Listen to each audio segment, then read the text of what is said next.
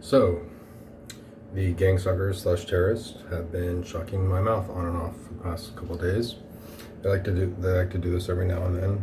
Oftentimes they do it when I'm eating. So they'll start shocking me every bite. So every bite I take, I feel a shock, and it makes me not want to open my mouth so wide, and it makes the experience very undesirable and unenjoyable. And like they do with every moment of every day of my life. Even when they do that, like I'll yawn, I'll do that, and I won't feel anything, and then I'll take a bite where my mouth opens at a far less, thing when I do that by myself, without taking a bite, and then they'll shock it again. So, and they'll comment the whole time, and sometimes they'll say it ahead of time. Sometimes they'll shock my mouth with, while I'm having a cigarette or whatever, a little bit, and they'll as a warning of what's about to come the next time I'm eating or something like that. And this time they did it a little bit differently. Instead of while I was taking a bite, there was some Chipotle ranch that is not hot at all. It's not medium. It's actually very mild.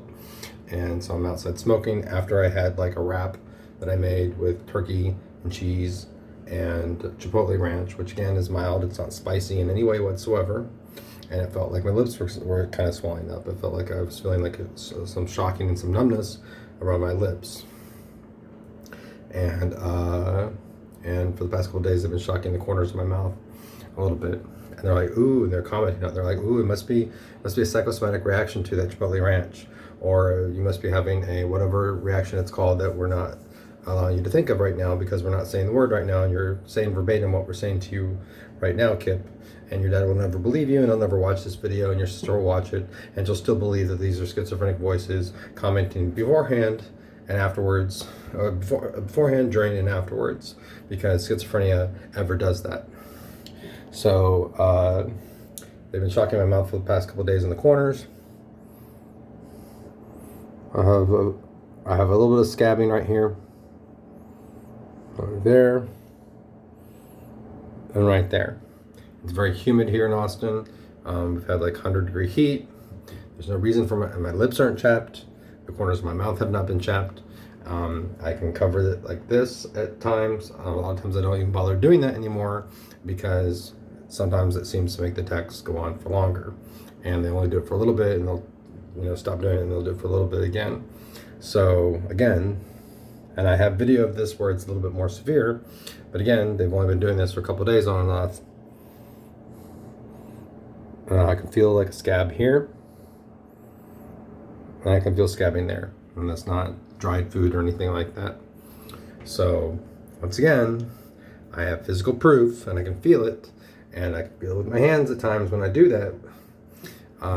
When they're shocking my mouth, I can feel the shocks to my hand, as witnesses have testified to, that weren't junkies lying for a friend, Dad. There were people that I didn't even know until I was in jail, and they weren't junkies. That's not what they were in there for anyway.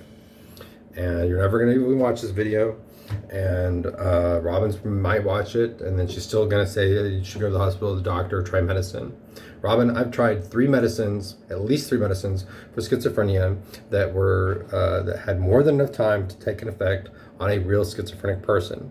And again, these people threaten a lot of these attacks ahead of time, or comment on it where it coincides with one of the words or phrases that they're saying at that moment. So that's not natural schizophrenia.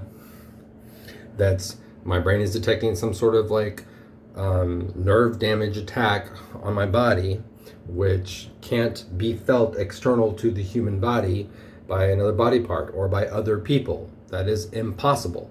Plus, a lot of the times they warn about these attacks ahead of time. Just like last night, where they were burning my throat. They have this attack that's very similar to an acid reflux. And then they have an even worse attack, where it's not anything like an acid reflux, except it's like an acid reflux times a billion. And it comes in bursts. And I'll start to feel heat and shocks in my throat. And then they'll poof.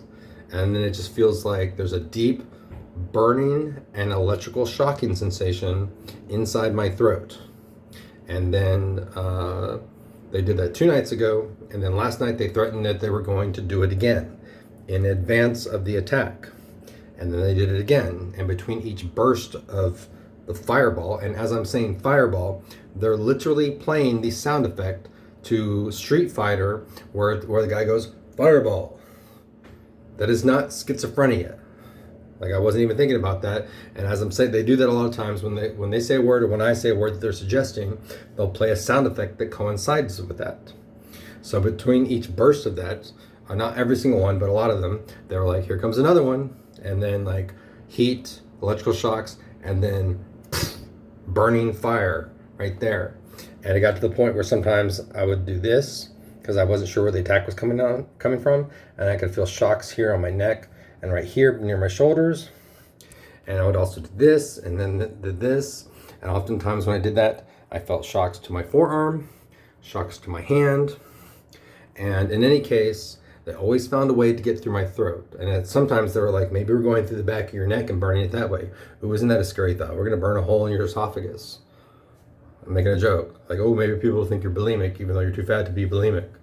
And it's like, those are not schizophrenic voices. It is impossible for those to be schizophrenic voices because they're threatening attacks that are about to happen that can be felt external to the human body by me and by other people. And it's really hard to get witnesses because A, I don't even try because I just look more like a crazy person. And normally when these people are firing on me, and if I do try to get someone to feel for them, do you think that they want witnesses? No, they obviously don't. So they'll just stop firing, or they'll just pick a different, angle. Think of a laser pointer that someone from afar has on you, and then someone's trying to block it, and then, or they're from above, and they can just get another angle in there, or they can just stop firing temporarily. Or they'll turn it down to mild, where someone like wouldn't be able to feel it, feel much of a difference.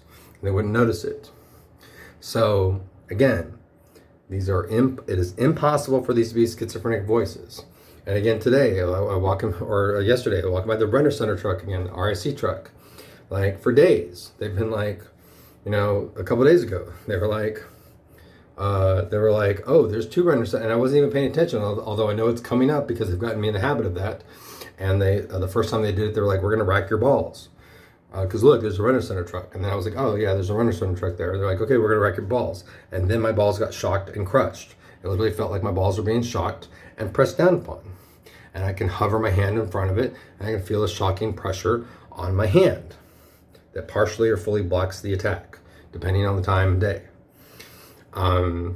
They keep doing that. A couple of days ago, there were two Renner Center trucks.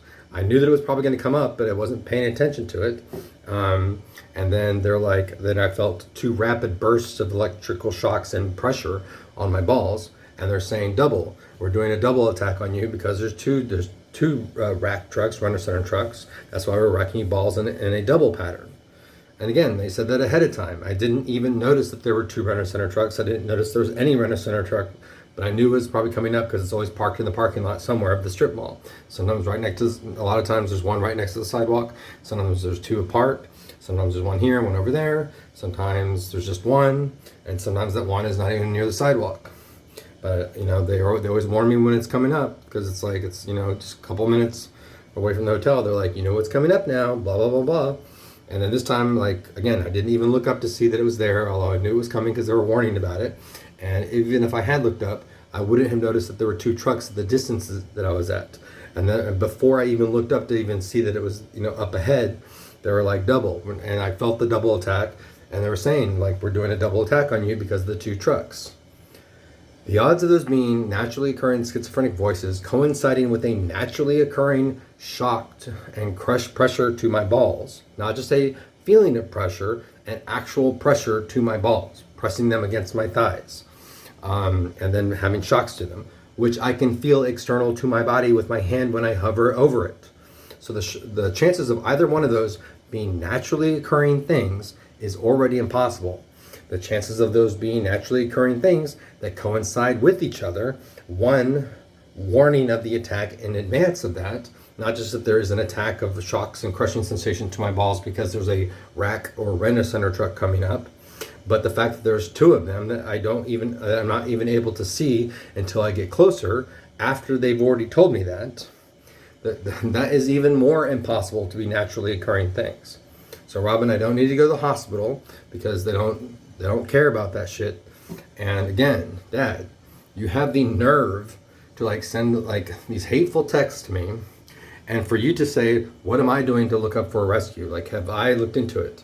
So if someone's being raped and or tortured by terrorists, and you literally would send them an email or a text message expecting them to get on there and Google private flights out for their own rescue while the attackers are attacking them and watching over them.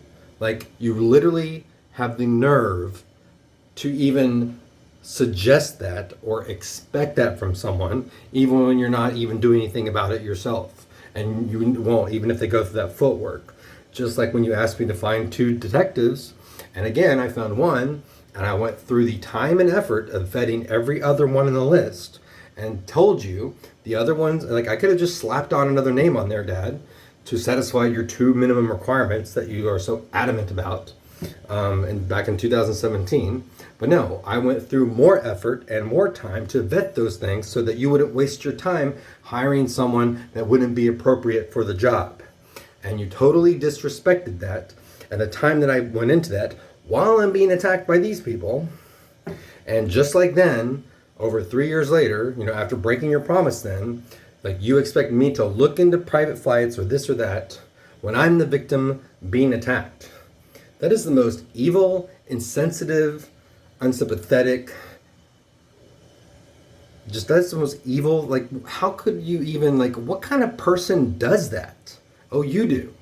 Like, what kind of person are you now? You're Captain Butthurt. You get like butthurt over like the smallest things.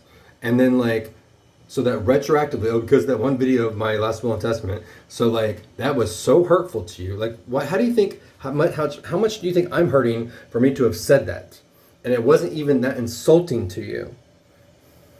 Think of how much I'm hurting for me to have even decided to have put that in there. Think that's what you have caused upon me. That is me reacting to you. You are not allowed to be insulted or upset with me about that natural and totally understandable reaction to you allowing me to suffer for an additional over 3 years. It's getting closer to 4 years from the time that I told you in a letter, a handwritten letter, you're about to make the biggest mistake of your entire life if you do not believe me and listen to me on this. And I have suffered more and more and more, and it gets worse every day. And they're saying, just like they did before, and just like I said in another video that you haven't watched, like they're taking advantage of that. And so yesterday they had a fucking field day with the voice of skull bullshit and taunting me all day long about how you don't believe me, which they do anyway. But they did it like a motherfucker that day. And then like, so he's not going to do anything about it. They're like, we did the knee thing, and he totally thinks that that's a natural coincidence that each of your knees swelled up a year, almost exactly a year to the date apart from one another. And they keep telling me every time I say that and I haven't mentioned this in the video yet, but every time I mention that, then, or every time, and anytime they mention that to me, when they mock me and taunt me all day long, they also say, well, it actually is a year to the date from when you stopped limping from our last knee attack to when we started this other knee attack, because it took you about a week to, to start walking completely normal again. I don't know if that's entirely true or not, but it did take me a few days at least. So, and they comment on that every time. So, and they keep saying like, they're like, it's so fucking hilarious that your dad totally thinks that you had naturally occurring schizophrenic voices that threatened in advance, which you have on video, at this time weeks in advance, multiple times, that your knee was going to be attacked and it was going to swell up, and you have that on video too of that happening in the very same hotel where it happened each time, and where you have evidence where you can hover your hand over your knee and feel the shocks and the pressure to your hand. Like, the chances of those being schizophrenic voices naturally occurring coincidentally with another malady of the human body that has no reason to be harm, that has no reason to even like there's no reason for my knee to swell up or knee to swell up. I've been doing I've just been walking to the bus stop, and my work is very sedentary. There's a little bit of walking sometimes when I'm going back to the warehouse to pull things or to put things out back on the to be shelved for Goodwill. And the fact that they were threatened in advance. Like, Dad, you think I swelled each knee up myself and then lied about the voices telling me that? Like, What the fuck is wrong with you? What kind of person would literally think that those could be naturally occurring things? The fact that, first of all, the fact that there are each time threatened in advance, that is impossible to be schizophrenic voices. The fact that the two knees swelled up almost a year apart in the same exact hotel is so highly improbable. It is virtually impossible. And it's already impossible for them to be naturally occurring schizophrenic voices that threatened these things in advance. And you combine that all together and it's like, oh my fucking God. It's just like the thing with the phone. I could not have known or suspected or predicted or, guessed that the guy in 301 had my stolen phone or hacked my Google account back in October of 2016. He wasn't the person who stole my phone. I didn't know the guy in 301. I never hung out with him. The guy who stole my phone was someone who I left my phone in his vehicle and he never returned it to me. And I would have guessed him each and every time. And I wouldn't known that the guy in 301 hacked my Google account. And then I got my replacement phone and did the Find Your Phone tool and found out it was in 301 or right outside it, and an email address linking to that guy's Facebook profile was put in as my recovery email address when the password was changed. So you think I naturally had schizophrenic voices that told me that? Told me things that weren't in my head for me to know or suspect or guess. That is ludicrous. And you're doing nothing. Like the most unethical, horrible human being ever.